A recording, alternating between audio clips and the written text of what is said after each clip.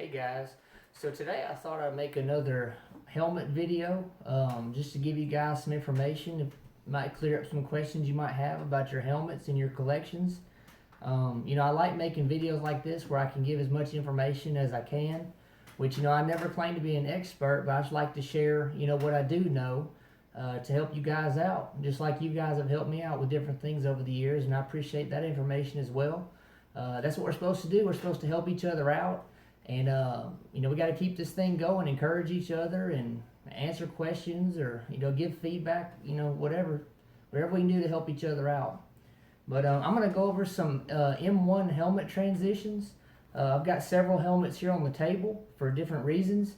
And I'm going to be using all McCord helmets, World War II McCord helmets. And I'll show you some of the different transitions that took place during World War II. So let's go.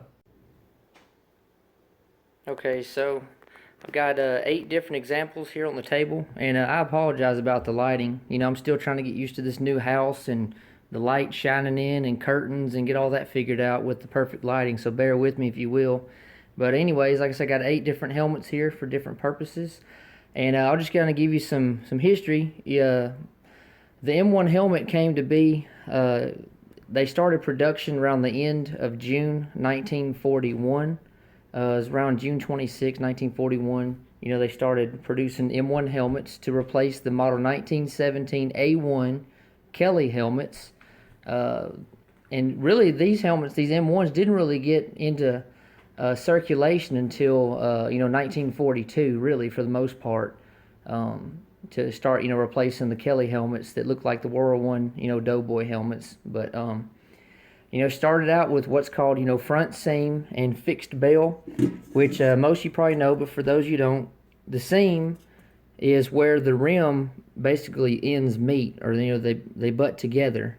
The rim, which goes all the way around the helmet shell, and the seam is the split where the two ends meet. And so this is a front seam because it's, in the front of the helmet. And like I said, starting out, it was front seam, and it would have been, a stainless steel rim, which is what you see here. And then you've got your bells, which your chin strap attaches to. And see, these are fixed. They're welded in place. They don't move. They don't swivel. They're fixed bells. And these were, the original M1 helmets that were produced starting, around the end of June 1941.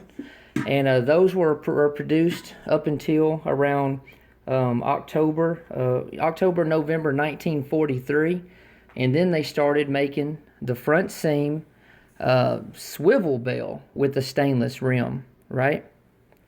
And but I wanted to show you now, there were modifications that took place before the swivel bells actually started being produced. There were a lot of fixed bell helmets that went back and were repaired. Because the fixed bells had a tendency, the welds to break on them and everything, and so a lot of the fixed bell helmets that were transitions and modified and switched to swivel bells. Now I'll show you the heat stamp on this one here. This first helmet is 94C. I'm gonna do my best to show y'all, but it's 94C. So this is an early war helmet. This helmet would date to what did I put on here? I believe around February or March of 1942. And like I say, you see it was front seam, fixed bell. Now take a look at this. Front seam, right? Now this one is a swivel bell, as you can see. See? It's not fixed. They swivel, they rotate back and forth. But check this out. If I can get it to show you there. Where's it at? Right there. I don't know if you can see it or not, but it's 28E. This is the earliest helmet that I have in my collection, 28E. So this helmet would date to 1941, probably somewhere. It could have been, August, September or so. It's kind of hard to date some of the very early helmets as far as the specific month. But you see, that one was produced before this one, but yet this one has swivel bells. And see, so this one here would have started out just like this one did, front seam fixed bells. But at some point in its life, the fixed bells were taken off or broken off, whatever, and they were replaced with swivel bells. This helmet here was not originally produced or manufactured swivel bells, right? That didn't take place, like I said, until around November 1943. Now I'll show you this right here. This right here, See, this one's a front seam. This one is still a stainless steel rim, which has got most of its paint. Whereas you see those other ones there, a lot of the paint has come off. That was a problem because the paint didn't really, hold up on the stainless that well. So you see this one's a front seam, stainless steel rim, fixed bell, right? Now this heat stamp is 730C. Now it was right around the 750 or so heat stamp that the swivel bells started coming into play. So this 730C would have been one of the very last heat stamp, groups or lots that would have been made fixed bell. Now see this next helmet I have here, it's a front seam, stainless steel. Now look at this one. This one's actually missing one bell, but it was the closest heat stamp to the point I'm trying to make. See, this is a swivel bell. Now look at this. 782C. I know it might be hard for you to see. 782C. So like I said, you got 730C fixed bell, 782C swivel bell, right?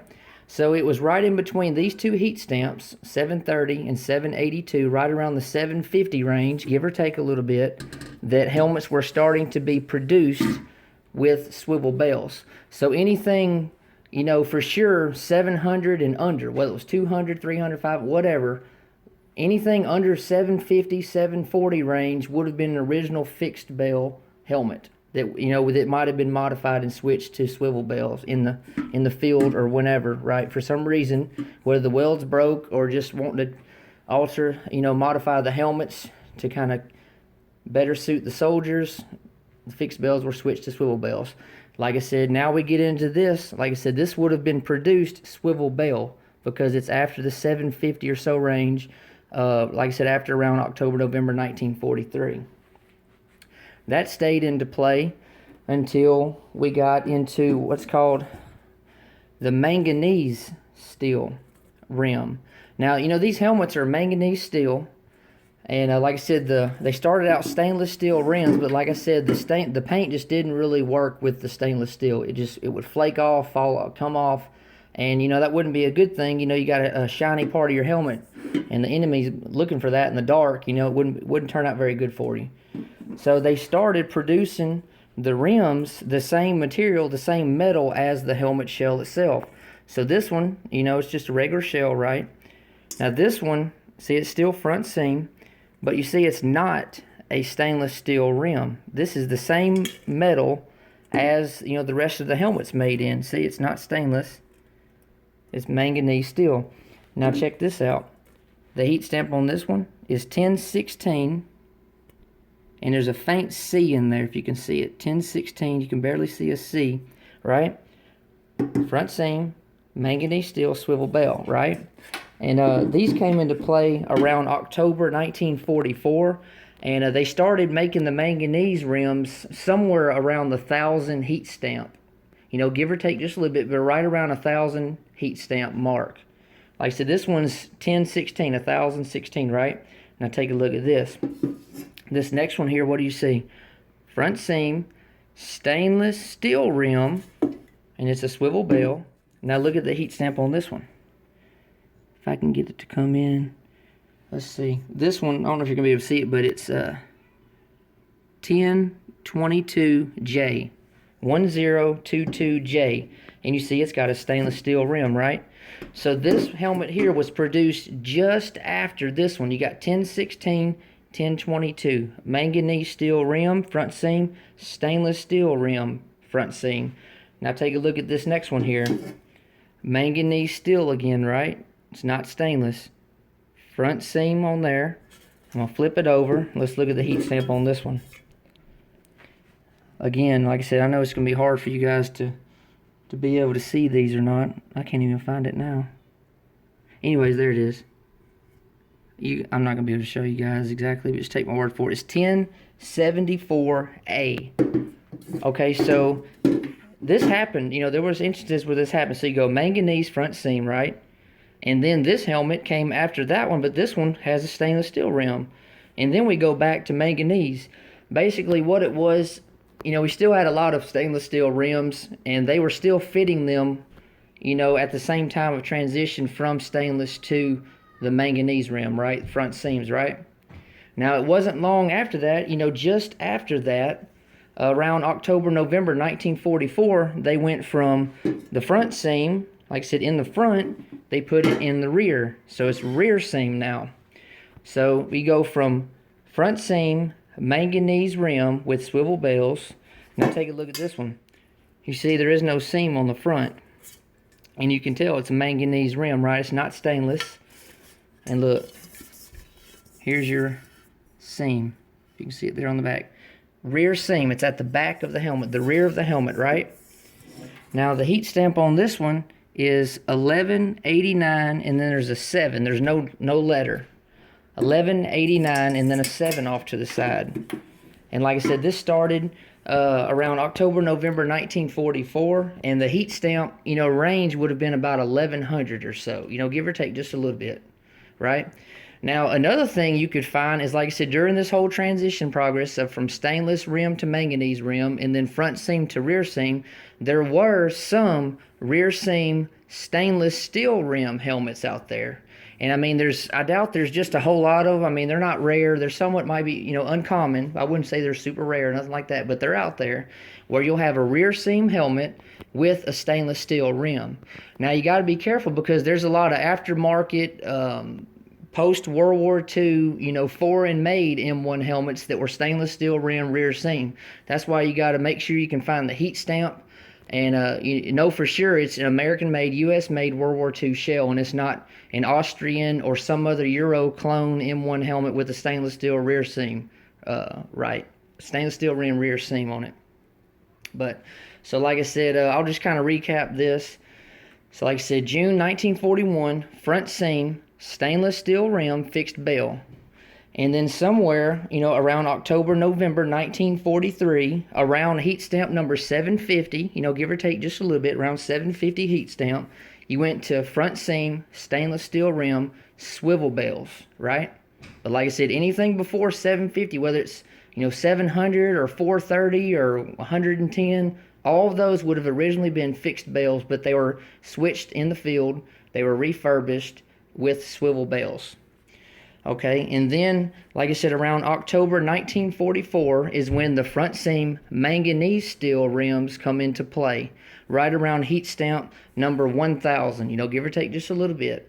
And just shortly after that, around October, November 1944, is when you went from the front seam switched to the rear seam.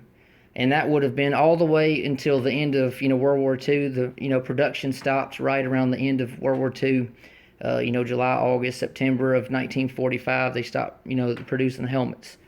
So, like I said, I just wanted to make this video. I've been wanting to make it for a while. Hopefully this clears up any confusion you guys might have. I wish I had, a rear seam stainless, but I don't.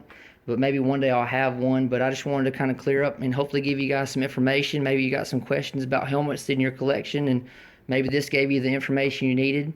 But anyways, guys, as always, thank you so much for your support, for always watching me and commenting, and for the subscriptions.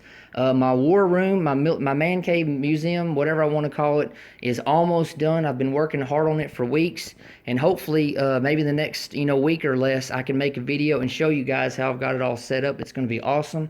But just stay tuned. More videos are on the way.